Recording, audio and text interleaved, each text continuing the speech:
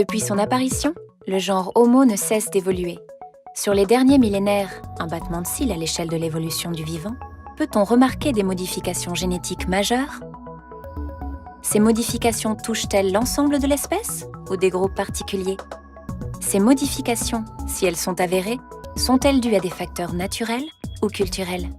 Écoutons Evelyne Heyer, professeure en anthropologie génétique, nous parler de ce qui nous rassemble et nous différencie, et surtout de l'impact de notre culture sur notre variabilité génétique. Les humains sont extrêmement ressemblants d'un point de vue génétique. En moyenne, les ADN de 2 personnes choisies au hasard sur la planète ne diffèrent que de 1 pour 1000. Il y a seulement 3 millions de différences génétiques entre 2 personnes.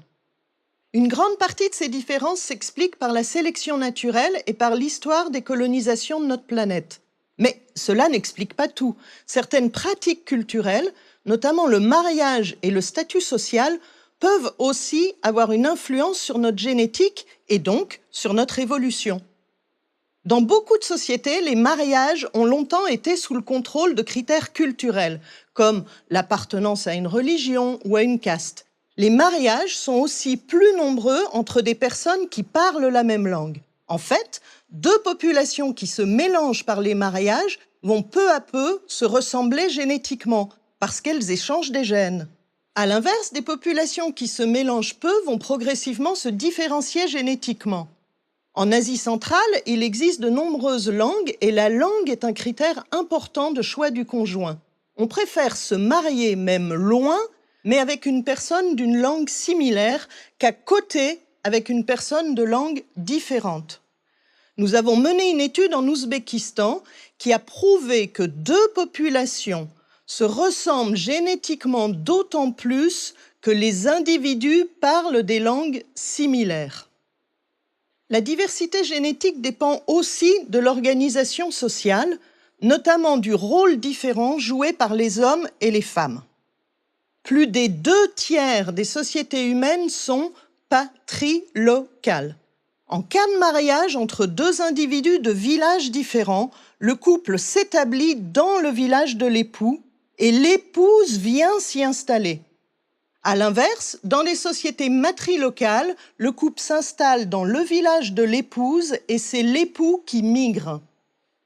Dans le cas des sociétés patrilocales, les migrations des femmes entraînent une faible différenciation entre les populations pour l'ADN mitochondrial qui est transmis uniquement par les femmes.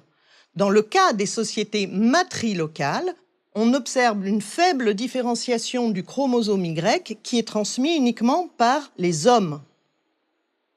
En Asie centrale, toutes les populations sont patrilocales. On trouve donc plus de différences entre les populations avec le chromosome Y qu'avec l'ADN mitochondrial.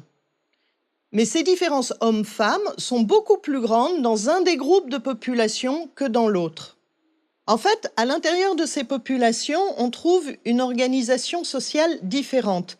Les populations de langue turque sont patrilinéaires, alors que les populations de langue indo-iranienne sont dites cognatiques.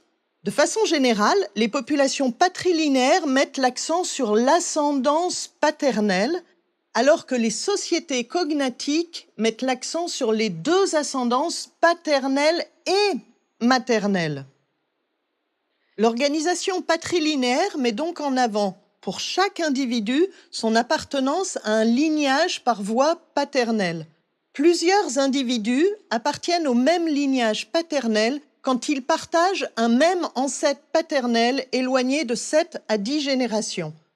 Plusieurs lignages se regroupent en un même clan car ils ont un ancêtre paternel commun plus éloigné. Les clans se regroupent en tribus et revendiquent ce même ancêtre éloigné. Cette organisation patrilinéaire laisse des traces génétiques. Les hommes d'un même lignage sont plus apparentés génétiquement par le chromosome Y que des individus pris au hasard.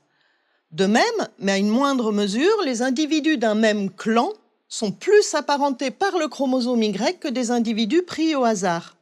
Ainsi, au niveau du lignage et du clan, on retrouve bien la trace génétique de cet ancêtre commun. Ce n'est plus le cas à l'échelle de la tribu.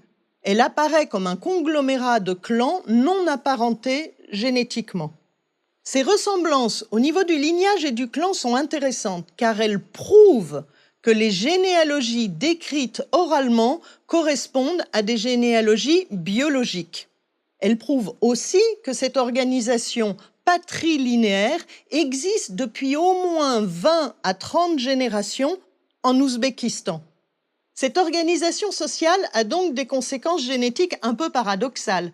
La patrilinéarité réduit globalement la diversité génétique à l'intérieur des populations, mais elle augmente les différences génétiques entre les populations, en ce qui concerne le chromosome Y.